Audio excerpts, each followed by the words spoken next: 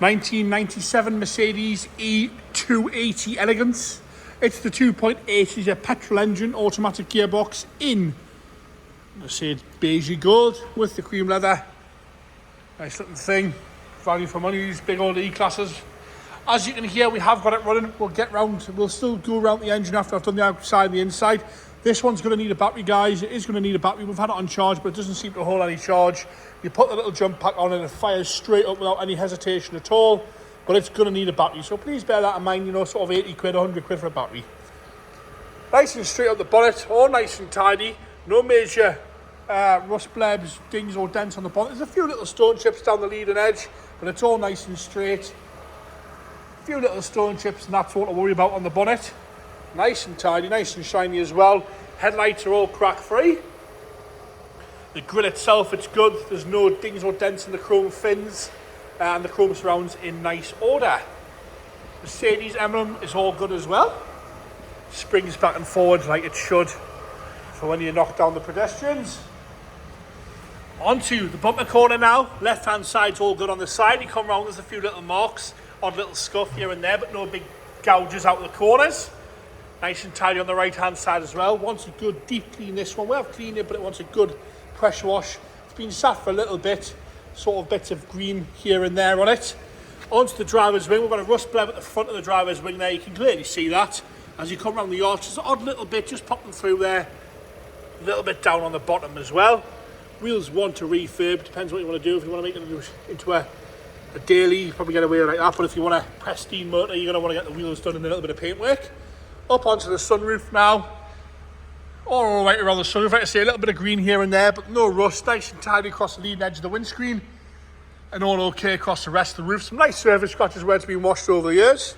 As you come down the pillar, you'll see at the top of the door pillar, that's the driver's door. We've got a rust bleb there coming through the paint, and we've got some lacquer peel on the little gutter rail there, and the odd little sort of bird poo mark from over the years. Down onto the driver's door, you'll see you've got a few blebs starting at the bottom half of the door there. As you work your way up, it's all nice and tidy and straight. A little bit of a scuff there, but nice and straight on the rest of the door. No heavy scratching around the handle. Down onto the driver's rear, we're all okay. Nice and tidy across the top. The odd little scratch here and there. The bottom of the door itself is all nice and straight. So that's the driver's rear. Nice and tidy. Little rust bleb there. As you come up the rear arch, got a little bit start on the inside lip. As you work your way around the arch, no major rust coming through on the top half of things. We have got a little bit of a mark here on the paint and a little bit of a rust bleb at the back. So that's the driver's rear arch there. The rest of the quarter, lovely and tidy, all one colour. No major scratching at all around the fuel cap filler. Down the bumper, all nice and straight. Onto the corner, a tiny, tiny little mark, hardly noticeable on the right hand side as we work our way across the back bumper. Onto the left hand side, we've got a bit more of a scuff here on the left hand side bumper corner. The lights are all okay, a little bit of a crack on the left hand side one, right one's nice and clear. Up that lovely big quarter onto the boot lid itself, apart from wanting a little bit of a polish where we've had some sponge scratches over the years and the odd little mark here and there, we're all nice and presentable across there, no corrosion around the badges. As you work your way down onto the left hand rear quarter, you'll see we've got a sort of scuff, some little bit of paint flake there, and we've got a scuff on the right, so that's the left hand side rear quarter, and a little bit further along, I don't know whether it's polish, I don't know if it's through the paint or what. As you come around the arch, a few tiny little bits just under the paint. The head hasn't broken across at all on those. The inside of the lip looks to be okay as well. Bit of dodgy camera work, have a good look at that there. As you work your way down the passenger rear door, we're all nice and straight on the rear door, nice and tidy. A few little marks here and there, but no big rust blebs or deep scratching on the passenger rear door. Onto passenger front door, we haven't got any rust on the buttons. The doors on the left hand side, it's all nice and tidy, which is normally you get the rust on the curb side as opposed to the driver's side, mine, so that's a bit of a different one for me. A little bit of a mark underneath the handle, but no major scratching around the handle. Wing mirror cap's all good. Left hand front wing, a little bit of a deeper scratch there on the front wing. Just see that there. And a few tiny little blebs coming through on the top there. Apart from that, all nice and straight. As we come round into the interior now.